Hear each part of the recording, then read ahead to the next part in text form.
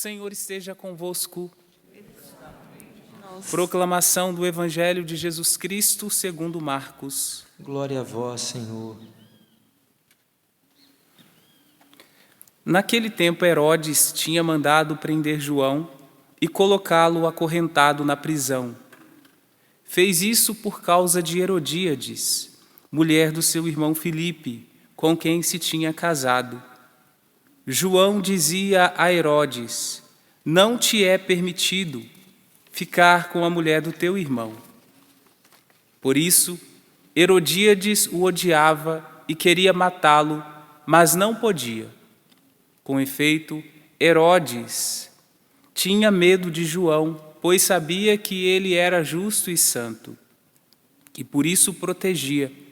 Gostava de ouvi-lo, embora ficasse embaraçado quando o escutava. Finalmente, chegou o dia oportuno. Era o aniversário de Herodes, e ele fez um grande banquete para os grandes da corte, os oficiais e os cidadãos importantes da Galileia. A filha de Herodíades entrou e dançou, agradando a Herodes e seus convidados.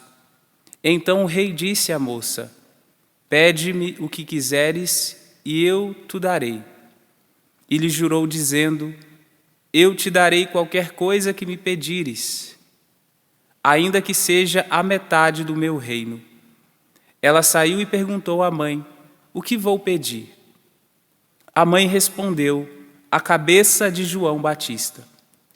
E voltando depressa para junto do rei, pediu: quero que me des agora num prato a cabeça de João Batista. O rei ficou muito triste, mas não pôde recusar. Ele tinha feito o juramento diante dos convidados. Imediatamente, o rei mandou que um soldado fosse buscar a cabeça de João. O soldado saiu, degolou na prisão, trouxe a cabeça num prato e a deu à moça. Ela a entregou à sua mãe. Ao saberem disso, os discípulos de João foram lá, levaram o cadáver e o sepultaram. Palavra da salvação. Glória a vós, Senhor. Enquanto nos preparamos para a homilia, sentando, vamos escutar novamente o refrão deste salmo. Minha boca anunciará vossa justiça. Minha boca anunciará vossa justiça. Vamos juntos. Minha boca anunciará vossa justiça. Minha boca anunciará vossa justiça.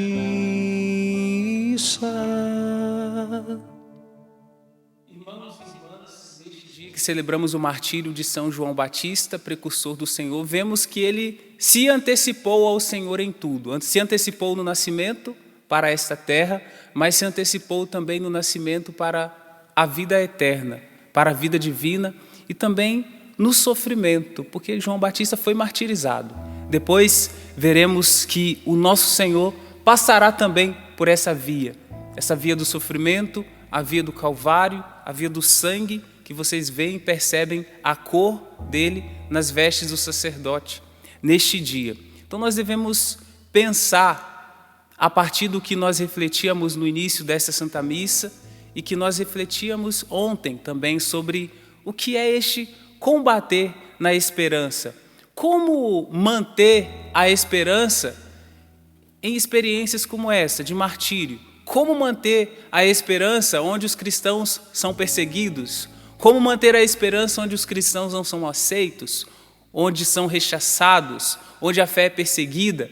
Se não é perseguida, é constantemente contrariada e bombardeada nas propagandas, na mídia. Como que nós vamos manter a esperança? Ontem nós recordávamos que nós precisávamos abrir mão das falsas esperanças, as falsas esperanças amorosas, as falsas esperanças profissionais, as falsas esperanças de poder e realização neste mundo, a partir daquela palavra de Jesus, que Jesus disse: a Pilatos, o que Jesus disse? O meu reino não é deste mundo. Também o nosso reino não é deste mundo. Por isso que tudo isso que eu disse que é apenas deste mundo são falsas esperanças. A verdadeira esperança, a esperança teologal, nos liga a Deus, nos liga ao reino dos céus, nos liga principalmente à vontade de Deus que nós queremos fazer, que nós desejamos fazer a cada dia. A esperança teologal nos mantém ligado às coisas do alto. E é assim que nós queremos caminhar, assim que nós queremos dar passos neste sábado também, neste segundo dia, que vocês rezam juntos e combatem conosco pela e na esperança. É na esperança que somos salvos, já dizia o Papa Bento XVI em sua primeira encíclica. Na esperança e em esperança nós somos salvos. Essa esperança que eu estou fazendo a introdução a respeito dela, aqui, nós devemos pensar também que ela é uma pessoa. A esperança é a pessoa que nós celebramos neste santo sacrifício. A esperança é a pessoa que nos aponta o caminho. Quem é essa pessoa? A segunda pessoa da Santíssima Trindade? O Cristo, Jesus, aquele que se encarnou, aquele que subiu aos céus, ressuscitou, o mesmo que nos envia o Espírito Santo constantemente para que tenhamos força, para que permaneçamos firmes de verdade, firmes em Deus e na vontade de Deus. E hoje nós estamos vendo aqui este exemplo de São João Batista, que tinha a consciência de onde era a sua verdadeira morada. Se o meu reino não é deste mundo, então a nossa morada verdadeira não é apenas neste mundo. Aqui nós estamos para viver bem em Deus, fazendo a vontade de Deus, seguindo os mandamentos, buscando as virtudes, vivendo as Escrituras, não apenas lendo as Sagradas Escrituras, mas vivendo as Sagradas Escrituras, nos mantendo na sã doutrina, na doutrina que a igreja nos direciona e nos conduz, aponta o caminho. João Batista tinha a certeza de onde era a sua verdadeira morada. Por isso, a possibilidade de perder a cabeça, a possibilidade de morrer não abrindo mão da verdade não o assustava. A verdade não assusta aqueles que caminham nela, né? A verdade assusta aqueles que caminham na mentira. Por isso que a verdade assustava Herodes. Veja que o Evangelho diz que Herodes gostava de ouvir João Batista, mas gostar de ouvir não era suficiente, porque ele não mudava de vida, ele não mudou de vida, tanto que tirou a vida do profeta.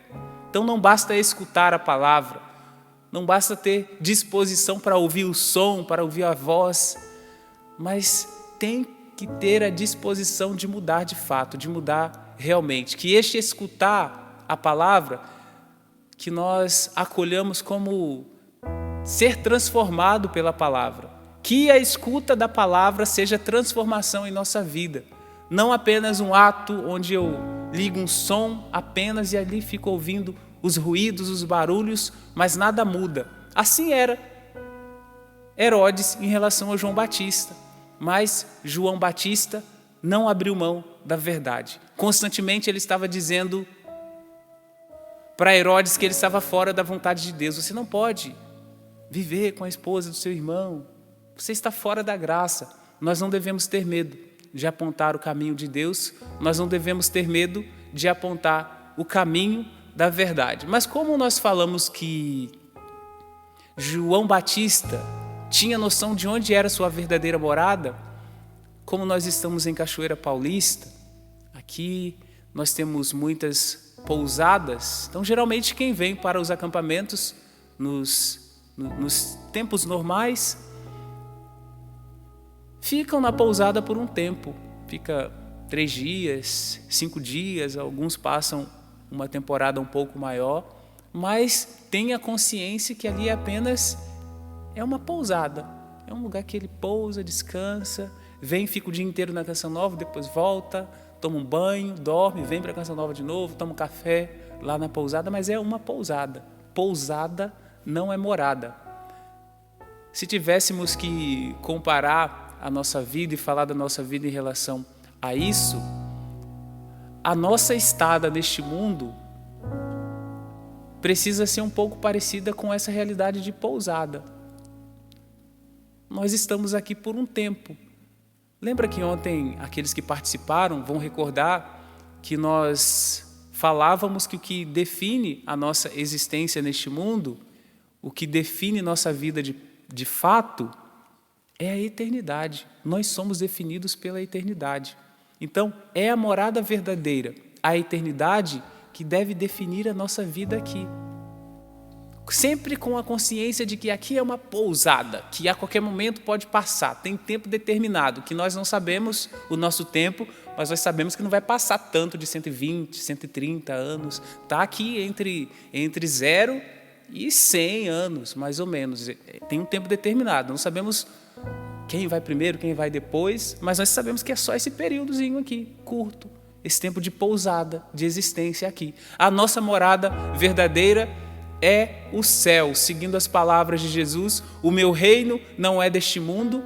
Então também o nosso reino, o reino daqueles que seguem a Jesus, não é um reino deste mundo. A nossa morada eterna é com Deus nos céus. Assim eu entro nesta primeira leitura do livro do profeta Jeremias, no capítulo 1, já de início.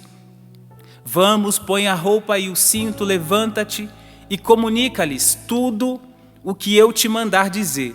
Não tenhas medo, senão eu te farei tremer na presença deles. Eles farão guerra contra ti, mas não prevalecerão, porque eu estou contigo para defender-te, diz o Senhor. Este foi o versículo 19. Nós sabemos que, uma vez que combatemos na esperança, ontem nós falávamos das dimensões da igreja, a igreja triunfante, com quem nós temos comunhão, que nos sustenta, já que falávamos de eternidade, somos sustentados pela intercessão destes que já triunfaram. Recordávamos da igreja padecente, que conta com nossas orações, nós rezamos, apresentamos os nomes na Santa Missa, quando rezamos o terço, constantemente nós estamos rezando por aqueles que se foram, aqueles que estão no purgatório, que estão salvos, mas que ainda falta alguma coisa para ver a glória de Deus, para ser santificado, para estarem santos. E nós somos a igreja peregrina, recordávamos disso, ou militante. Então é próprio de nós, igreja peregrina, igreja militante, combater. Mas que tipo de combate é esse que nós estamos? Que tipo de combate é este que nós travamos? Na verdade, nós travamos um combate com aqueles que travam guerra contra nós. O mundo constantemente trava guerra contra os cristãos. Nós, aqui, cristãos católicos, nós devemos até recordar e pensar assim: o cristão, quando ele começa a ser muito amado pelo mundo, nós precisamos começar a questionar este católico, a questionar esse cristão, questionar se ele de fato está caminhando e anunciando as palavras de nosso Senhor Jesus Cristo, que não foi amado pelo mundo, pelo contrário, foi perseguido. São João Batista também foi perseguido, foi morto. E você está sendo amado pelo mundo por quê? Será que é porque já se entregou? Está sendo movido pelo mundo? Está sendo movido pela mundanidade? Adequou o pensamento ao pensamento do mundo e esqueceu de ser cristão? Será que é por isso? Então nós devemos questionar. Cristão amado pelo mundo deve ser, no mínimo, questionado por esses motivos. Ou se adaptou ao mundo, de maneira a não ser mais voz de contradição, ou porque de fato se deixou levar nas ondas do mundo e não mais nada contra a maré. E nós devemos nadar contra a maré do mundo e caminharmos na maré de Deus. Quando eu falo caminhar na maré de Deus, é caminhar na vontade de Deus, é caminhar nos mandamentos, é caminhar na doutrina da igreja, essa doutrina, é buscar as virtudes, crescer nas virtudes. buscar perdoar aqueles que precisam ser perdoados, buscar anunciar a palavra, não se calar, não subjugar a verdade, não ter medo de falar a verdade de fé.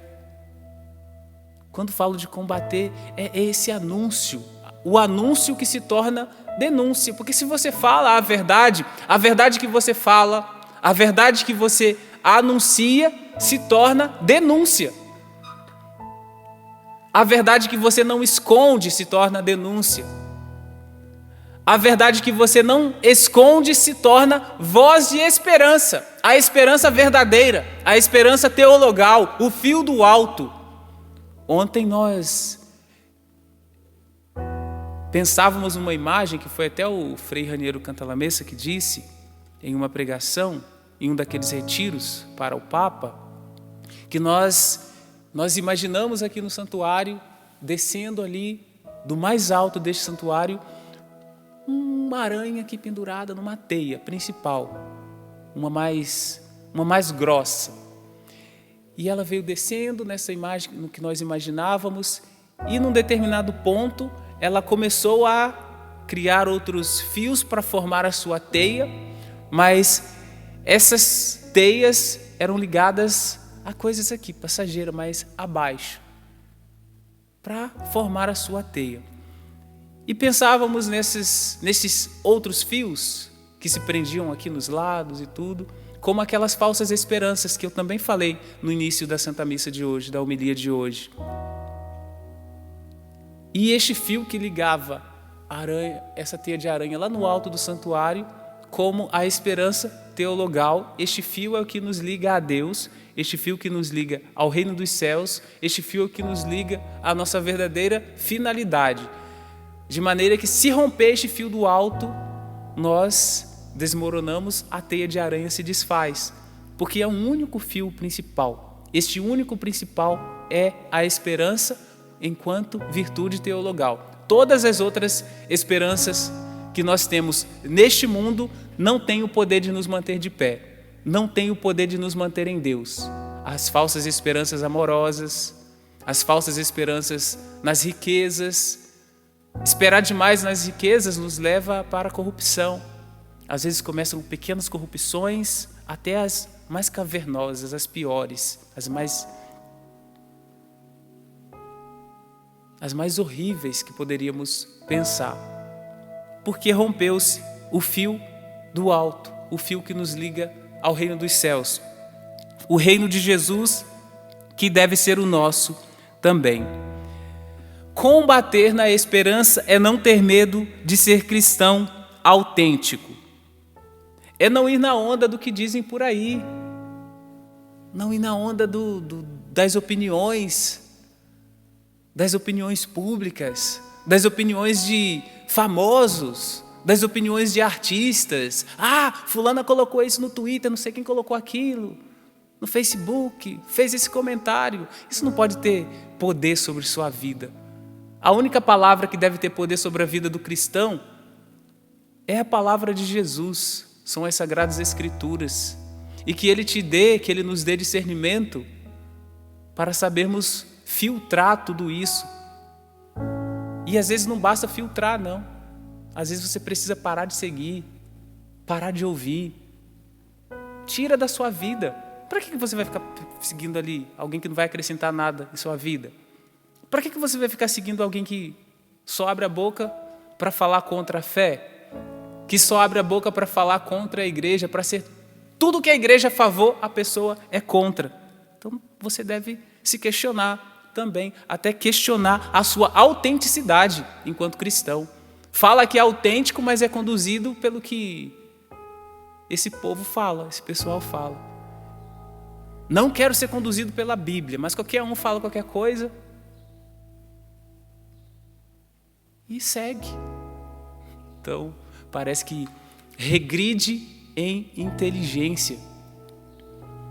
Caminha com diminuição de inteligência, para não falar outras palavras, né? Se torna ignorante. Porque a inteligência da fé nos dá discernimento e nos faz crescer. Discernimento entre o bem e o mal. Ninguém está acima do bem e do mal. Nós não podemos ir naquelas ondas de linguagem adocicada de quem quer conquistar para si, mas não conquista para Deus.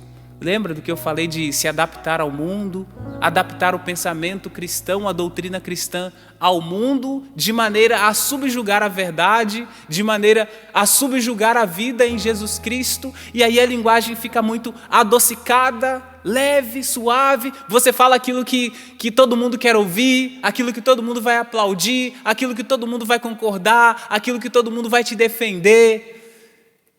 E aí se adaptou ao mundo, subjugou a verdade. Não, a igreja nunca foi assim. João Batista não era assim. Não tinha linguagem adocicada com Herodes, mesmo correndo risco. Jesus não tinha linguagem adocicada com os fariseus, os doutores, os mestres da lei. Não tinha linguagem adocicada. Jesus sabia se aproximar, assim, com misericórdia dos pobres, dos pecadores, daqueles que tinham o coração aberto a serem transformados, daqueles que queriam ser transformados de fato. Mas a verdade nunca foi subjugada. O verdadeiro cristão não usa o seu discurso para conquistar para si mesmo. O verdadeiro cristão, o verdadeiro católico, usa o seu discurso para conquistar para Deus. É uma seta que aponta para o alto, é uma seta que aponta para o céu, é uma seta que aponta para as coisas e realidades sagradas. E não quer que pare na sua pessoa, jamais. Aponta para o Cristo, como João Batista, o mártir de hoje, aponta para Jesus, aponta para o Senhor, aponta para o Mestre. Na verdade, que o Senhor nos conceda também esta graça de caminharmos assim, conquistando para a Deus. Sabemos, irmãos, que isso tudo é porque a igreja existe para ser voz de salvação neste mundo. E se deixarmos de ser essa voz de salvação neste mundo, esta voz que diz da presença que nos salva, esta voz que diz da presença que nos restaura, se a igreja deixa de falar, se eu deixo de falar, se você, como igreja, deixa de falar da verdade, vai abandonando a doutrina, o que será de nós? Quem poderá nos defender? Como? O que será de nós se aqueles que deveriam anunciar não anunciam mais? Nós precisamos continuar no anúncio. Nós devemos continuar na verdade. Nós devemos continuar em Deus, seguindo seus passos. Aqui eu quero recordar o Salmo 70 que nós rezamos nessa Santa Missa. Minha boca anunciará vossa justiça. Aqui o salmista constatou as inúmeras graças que Deus havia concedido a ele, e não restava-lhe outra coisa a não ser cantar, que minha boca anunciará a vossa justiça. Talvez nós poderíamos dizer e cantar que minha boca anunciará a vossa esperança, minha boca anunciará a vossa verdade, minha boca anunciará a vossa presença, minha boca anunciará a vossa salvação. Minha boca não vai se calar, mesmo que queiram calar a nossa voz. A palavra de Deus não pode ser subjugada. Também vemos no ofício das leituras, que é uma oração que nós sacerdotes fazemos, alguns religiosos, também muitos leigos. Em uma delas, quando diz de São João Batista como uma voz. E quando se fala do Cristo, diz de Cristo, de Jesus, como a palavra. São João Batista é a voz, o Cristo é a palavra. Também nós somos e devemos ser a voz que anunciam a palavra. Mas a voz é um instrumento, a palavra é o que realmente importa. Agora vocês escutam a minha voz, mas quem tem poder de tocar os corações, quem tem poder de transformar vidas, é a palavra de Cristo. Não a palavra de um homem, mas a palavra divina. Mas nós não podemos calar o nosso instrumento, que é a voz. Nós mesmos precisamos ser instrumentos, né? Anunciamos com a voz, mas anunciamos e devemos anunciar também com a vida. E neste mesmo salmo, o salmista rezava: porque sois, ó Senhor Deus, minha esperança. O próprio Deus, o salmista reconhece como a esperança. O próprio Deus é a esperança. Porque sois, ó Senhor Deus, minha esperança, em vós confio desde a minha juventude. Sois meu apoio desde antes que eu nascesse. Desde o seio maternal, o meu amparo. Quem dera cada um de nós pudesse todos os dias também compor uma oração como essa. Além de cantar que minha boca anunciará a vossa justiça, minha boca anunciará a vossa salvação, minha boca anunciará a vossa esperança, dizer que sois vós, Senhor, a minha esperança. Sois vós, Senhor, a minha esperança em meio às dificuldades, em meio às tribulações, em meio às dores, aos sofrimentos, em meio às perdas, para que eu me mantenha firme em esperança. A esperança nos aponta para a vida eterna. A esperança nos aponta para a nossa realidade última. A esperança nos aponta para a vinda do reino de Deus, nos aponta para a segunda vinda de Cristo. Aqui nós estamos celebrando São João Batista, que apontava o Cristo, e nós, enquanto igreja que caminha neste mundo, também apontamos o Cristo que virá em glória, no que nós chamamos de parousia, né, no fim dos tempos. Cristo vem para restituir todas as coisas. É a esperança que nos mantém nessa fé. A esperança, quando nós perdemos alguém, nós mantemos a esperança de que Deus tem um bom lugar para essa pessoa também, e terá um dia um bom lugar para nós também. Então nós não vamos ficar desesperados, não vai cair nossos fundamentos, não vamos cair em depressão, em extrema angústia, por causa da esperança que nós devemos manter. Talvez esteja faltando só fazer todos os dias um ato de fé e de esperança, como esse salmista aqui, dizer: Senhor, sois vós a minha esperança, não sou eu mesmo minha esperança, não é minha empresa minha esperança, minha vida profissional não é minha esperança, meu cônjuge não é minha esperança, meu esposo, minha esposa não são minha esperança, não é minha esperança. Minha esperança está em Ti. E se eu tenho essa verdade, essa certeza, tudo isso que eu mencionei aqui, você vai lidar com equilíbrio, colocando cada coisa no devido lugar. Veja que quando eu falo das falsas esperanças, eu não estou desvalorizando, eu estou dizendo que esse não é o centro da sua vida, que isso não pode ocupar um lugar que é de Deus, um lugar que não deve ocupar o trono do seu coração, da sua existência, da sua doação por inteiro, mas deve estar no devido lugar, equilibrado, porque Deus vem em primeiro lugar. É assim que você deve caminhar, tá bom? Entenda dessa forma, não entenda apenas como: o padre falou que nada presta. Eu não falei que nada presta, eu disse que você deve colocar cada coisa no seu devido lugar. Caminhar em esperança é caminhar ligado ao fio do alto, e assim, se você está ligado a Deus, você vai ter uma boa vida amorosa, vai ter uma boa vida profissional, vai crescer em Deus, na vontade de Deus, tá bom? Mas não vai se perder, não vai se desestruturar e não vai se fragmentar neste mundo, porque não caminhava tranquilamente, escutando a Deus. Caminhe na certeza do salmista: sois vós, ó Senhor Deus, a minha esperança, em vós confio. Assim, eu gostaria de refletir um pouco mais com vocês alguns pontos deste evangelho, porque aqui nós vemos que, claro, a aliança com o mundo pode ter consequências nefastas. A aliança, essa conversa de Herodes, Herodíades, a cabeça de João Batista, nós devemos entender como aliança com o mundo. Se você faz aliança com o mundo, cuidado que você pode também ser instrumentalizada ou instrumentalizado, como essa menina foi instrumentalizada neste evangelho de hoje também, mas instrumentalizado para fazer o mal,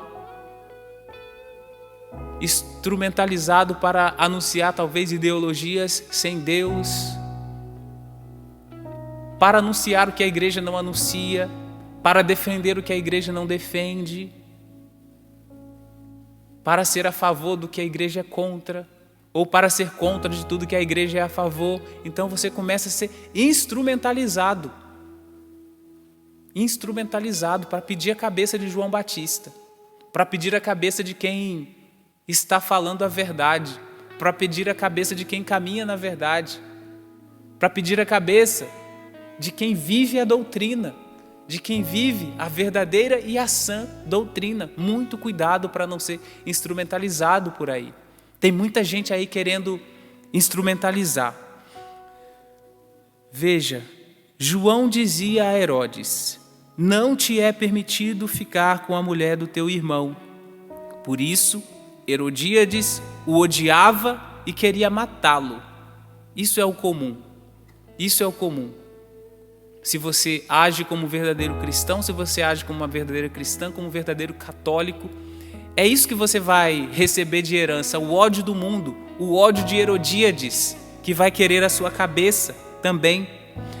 Com efeito, Herodes tinha medo de João, pois sabia que ele era justo e santo, e por isso o protegia. Gostava de ouvi-lo, embora ficasse embaraçado quando o escutava. Gostava de ouvi-lo, mas não se convertia.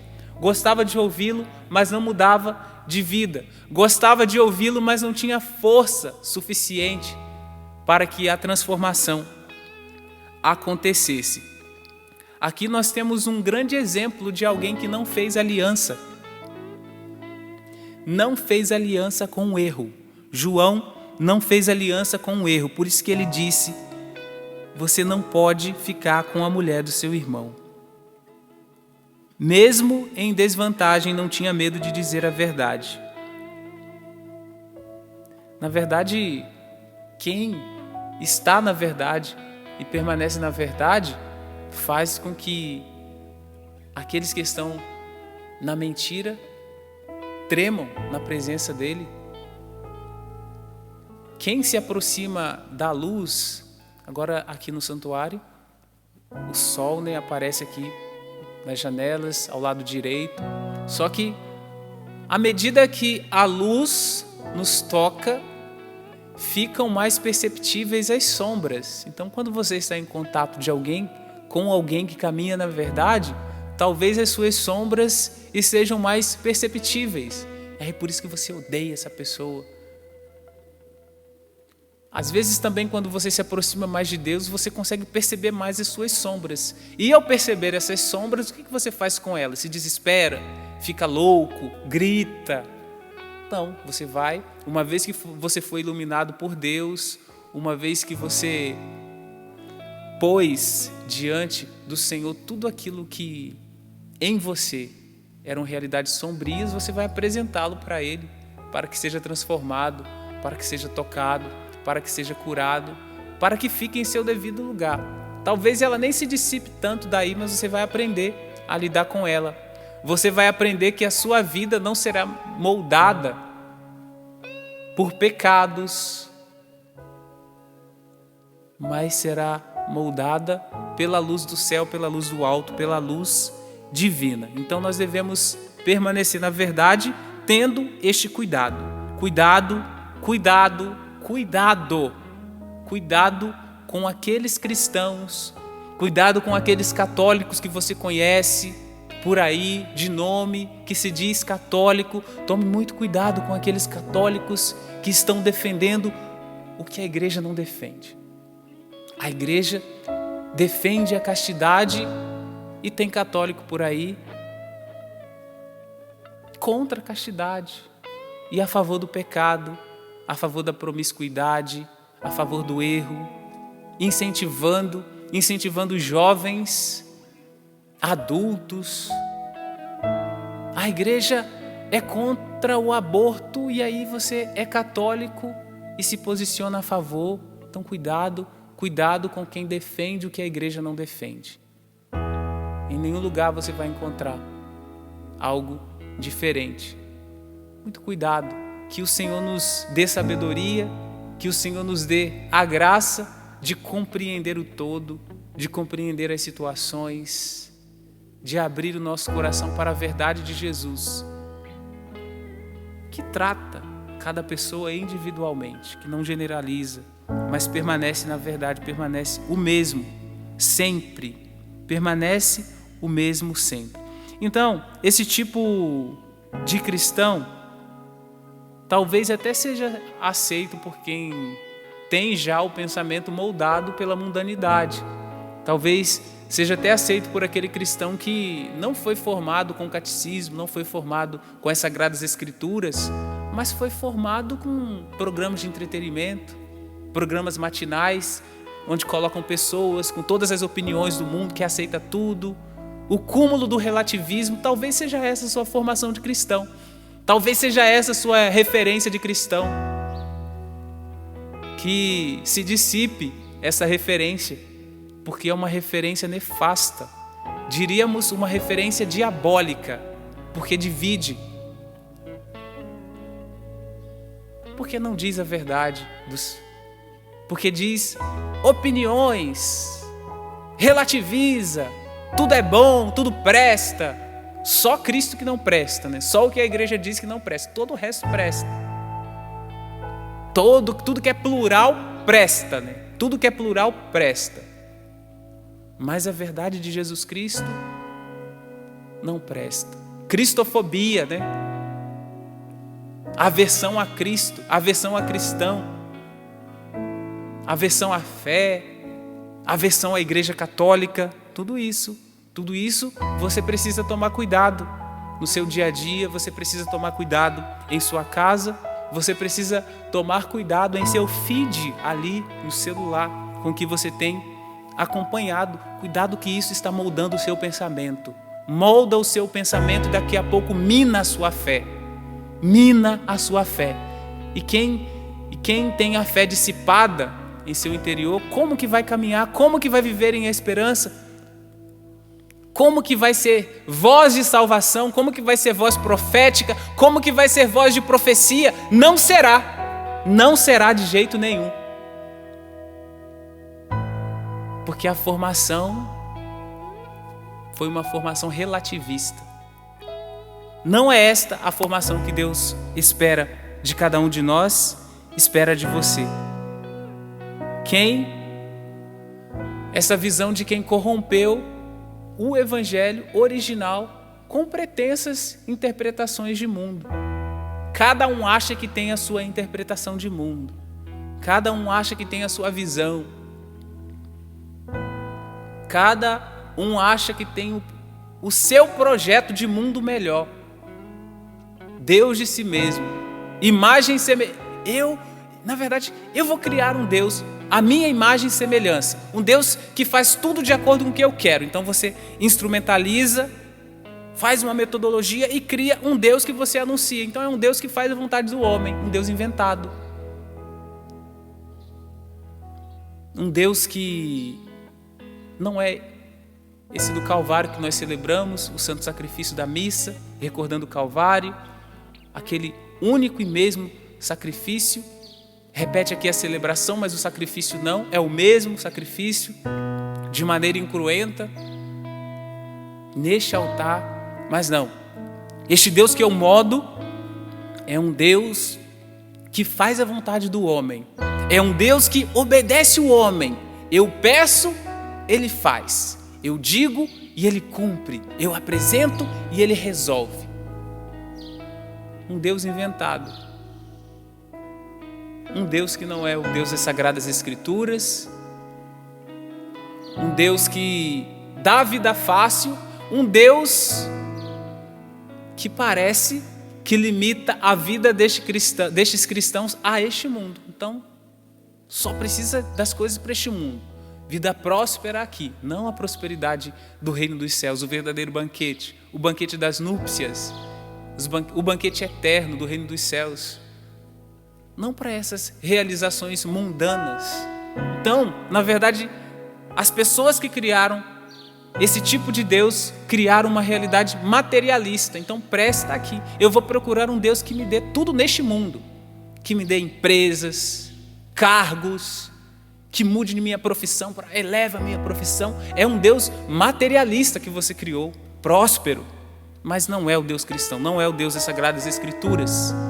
Se você olhar, se você parar um pouquinho para ler os evangelhos, você vai ver que não é o mesmo, não é o mesmo. Porque o Deus que nós vemos nos evangelhos, ele se encarnou, se fez homem ali, se fez servo, se aproximou dos pequenos, dos pobres, daqueles que necessitavam. E Jesus disse que o meu reino não é deste mundo. Então, logicamente, não está correto se eu moldo, coloco Deus numa caixinha para que ele seja o meu gênio da lâmpada. Eu falo, eu não vou fazer 3 pedidos, hein? Eu vou fazer todos. E todos os pedidos que eu fizer aqui, o Senhor vai realizar. Porque eu criei um Deus à minha imagem e semelhança. Eu criei Deus, veja só. E Ele me obedece. Claro que vocês entenderam, né? Que aqui eu estou falando daqueles que já mutilaram o Evangelho de nosso Senhor Jesus Cristo. E nós não queremos viver assim. Nós devemos ser estes cristãos que falam sem medo, como João Batista. Nós estamos no mundo, o cristão está no mundo para ser fermento na massa, então nós queremos ser fermento na massa. Não podemos aceitar tudo. Devemos falar a verdade. Falar a verdade não é agredir o outro. Falar a verdade não é agredir, mas é não ter medo do anúncio. É não ter medo de falar. Também você não deve se calar. Não é agredir, mas é não se calar. É falar constantemente. Falar em todos os momentos. Bajulações não fizeram João Batista mudar de ideia em relação à verdade. As bajulações do mundo também não podem nos fazer mudar de ideia em relação à verdade de fé, à verdade de salvação, em relação à nossa vida em nosso Senhor Jesus Cristo. Eu vos peço, Senhor Deus, neste dia que celebramos São João Batista, que os seus filhos recebam a tua graça, que os seus filhos espalhados por este Brasil, por este mundo, recebam, Senhor, a coragem de João Batista, coragem para não esmorecer, coragem para não se perder em meio às ofertas que podem surgir, coragem para não esmorecer nas vezes que você é colocado em contradição, às vezes na linguagem adocicada, ou naquelas armadilhas, dizendo que não, mas em determinadas situações nós devemos ser contra a fé, nós devemos ser contra o que Jesus falou. Eu peço, Senhor, que a tua graça alcance os teus filhos, que a tua graça nos alcance em esperança, porque nós somos salvos em esperança. É na esperança que nós somos salvos. E nós nos apresentamos, Senhor, na tua presença com o coração aberto à sua transformação. Envia, Senhor Deus, o teu Espírito sobre nós, para que não sejamos os mesmos. Envia, Senhor, o teu Espírito sobre nós, para que o nosso coração se abra, sejamos transformados, Senhor. Vem, Espírito Santo, sobre nós. Vem, Espírito Santo, nos dê vida nova. Vem, Espírito Santo, e nos dê nova maneira de pensar, de agir, nova maneira de caminhar, de ver a realidade. Como que nesta noite, nesta tarde, neste dia, a partir desta oração, façamos a experiência, Senhor, de receber como novos olhos. Veremos o mundo de uma maneira diferente. Veremos o mundo segundo Deus. Veremos o mundo segundo a vontade de Deus. Molda-nos, Senhor, a sua imagem e semelhança. Nós somos imagem e semelhança. Nós não criaremos um Deus à nossa imagem e semelhança, porque nós não podemos. Nós não somos deuses. Sendo servos, nós queremos aprender de Ti, aprender da Sua verdade, aprender do Seu coração, aprender da Sua presença, Senhor. Aprender da Sua presença que reestrutura, aprender da Sua presença que renova, aprender da Sua presença que faz com que eu identifique as vezes que eu me perdi em falsas esperanças e das vezes que eu esqueci a verdadeira esperança nas coisas do alto, nas coisas sagradas, nas coisas do céu. Molda-me, Senhor, com a tua graça. Peço que você se apresente assim também, que você reze pela ação da palavra de Deus, reze na ação da palavra que foi colocada diante de nós, reze diante da palavra que se faz presente aqui, da palavra que está conosco. Sua palavra, Senhor, seja transformação. Sua palavra, Senhor, seja vida para nós. Vem, Senhor, com tua graça. Vem, Senhor, com teu Espírito. Venha, Senhor, nos direcionando. Venha, Senhor, apontando para nós os caminhos. Vem, Senhor, com a tua graça, Senhor Deus. Convido você a levantar o seu braço e canta assim comigo. Jesus, minha esperança, Jesus, a minha força, Jesus, meu Salvador. Canta com fé e com confiança. Jesus, minha esperança, Jesus, minha esperança, Jesus, a minha força, Jesus, meu Salvador, meu Salvador.